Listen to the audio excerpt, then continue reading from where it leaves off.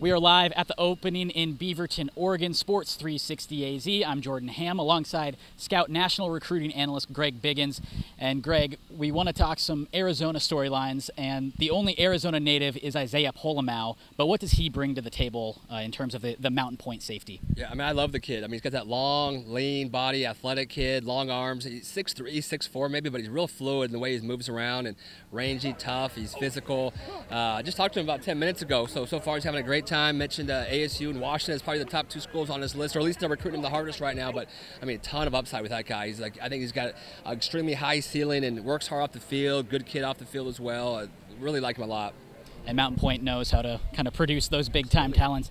Shifting over to Arizona, they have Greg Johnson, verbal commit. He's an athlete, Augustus Hawkins High School, where there seem to be a lot of talent there and a lot of targets for U of A. You mentioned he's a tremendous athlete. I think he could probably play 3 different positions. You know, I love him at running back. He can play some receiver. I think he's going to probably come in and play corner to start off with, but I think he might even be more of a safety. Again, he's a guy who's got good top-end speed. He's tough. He's very physical. He plays with an edge. He's one of those guys you don't always enjoy playing against because he'll hit you, he'll talk to you a little bit, he does all that. But he's a highly competitive guy. Again, I think he's a really good-looking athlete. So I think they like him, again, probably more for the secondary, whether that be corner or safety right now. Probably depends on where his body goes and how much bigger he gets and how much faster he gets. But just a really pure, good football player, tireless work ethic. And right now, schools are still trying. They're still trying on him to flip him, but I think he looks really good, locked in with Arizona right now. Could he sway a couple other big targets? There are a couple big receivers there. Do you think that could help push them in the right direction? Absolutely. I mean, he's a really popular guy.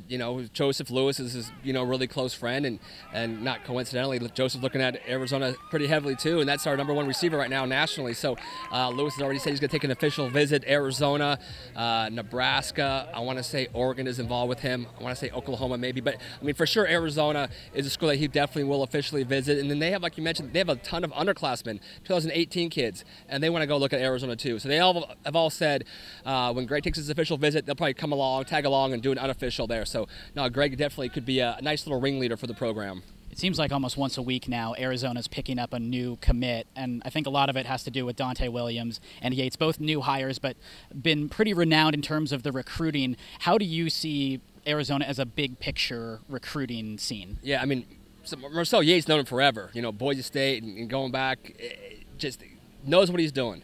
Tremendous coach, tremendous recruiter, tireless, great personality, big extroverted guy, really well spoken. And then Dante, another guy I've known since he was coaching, JUCO ball, and he's a guy. I think the thing with recruiting, a lot of it is just effort. A lot of it's just enjoying it.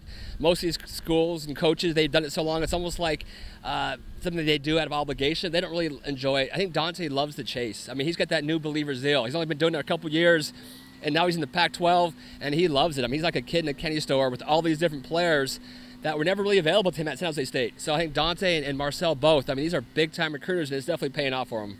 We can't forget Arizona State. They're always in the mix on plenty of guys over at the opening, including Alex Perry, Armand Perry's younger brother. Do you see any other targets kind of throughout this talent field at the opening that they're going to be trying to get and have a good shot to get? Yeah, I can mention Isaiah a little bit, Isaiah Pola-Mao, and again, he said staying and playing in front of his hometown and friends and family is big for him. He said that could be the deciding factor. So if it's ASU, UW, and USC, obviously ASU is the closest school. A guy we have to mention, I think, would be here if he went to a regional workout to compete, to try to make it, was, Austin Jackson, who's one of the most gifted tackles I've ever seen. I mean, this is a guy who's a 5-star guy without us even seeing him because the upside is off the charts. And so I think ASU, that's got to be their #1 target right now, regardless of position, is Austin Jackson.